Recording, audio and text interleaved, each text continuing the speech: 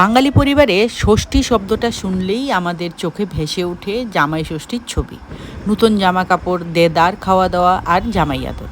কিন্তু একটু ভেবে দেখলে মনে প্রশ্ন জাগে না যে যে জামাই বছরে দু একদিন নিজের শ্বশুরবাড়িতে অতিথি হয়ে আসেন, তার জন্য যদি এত আয়োজন হতে পারে, তবে যে মেয়েটি নিজের চেনা আকাশ, চেনা মানুষ, নিজের মা বাবাকে ছেড়ে চিরদিনের মতো অন্য একটা পরিবারকে আপন করে নিতে আসে, তার জন্য কেন কোনো বিশেষ দিন থাকবে না?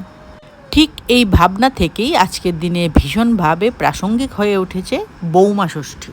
বৌমা ষষ্ঠী আসলে কোনো অন্ধ আচার বা কুসংস্কার নয়, এর প্রাসঙ্গিকতা লুকিয়ে আছে একটা মেয়ের আত্মত্যাগকে সম্মান জানানোর মধ্যে। এই দিনটি মনে করিয়ে দেয় সে এই বাড়ির শুধু বৌমা বা গৃহবধূ নয়, সে এই বাড়ির মেয়ে, এই বাড়ির লক্ষ্মী এবং এই পরিবারের সুখ দুঃখের সমান অংশীদার। আজকের আধুনিক যুগে যেখানে আমরা নারী স্বাধীনতা এবং সমতার কথা বলি, সেখানে বৌমা ষষ্ঠীর মতো উৎসবগুলো সম্পর্কের সমীকরণকে আরও মজবুত করে।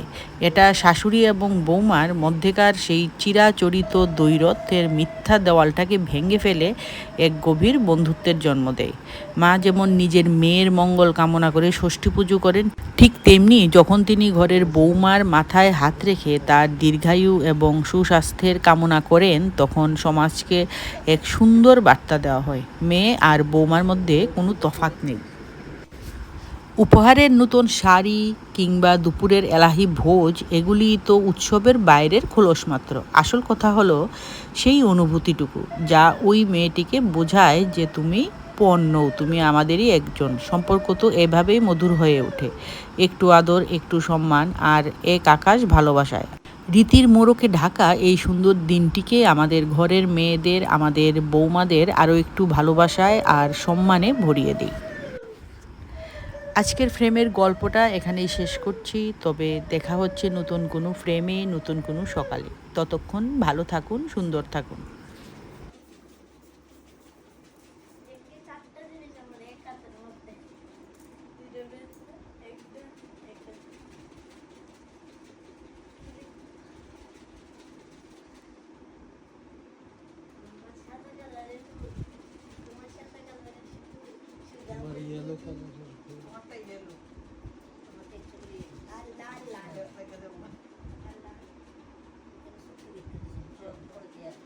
কালকে তো সকালে হিডা হিডা হিডা হিডা না নিলে গাছ থেকে ও ওই যে সন্তানের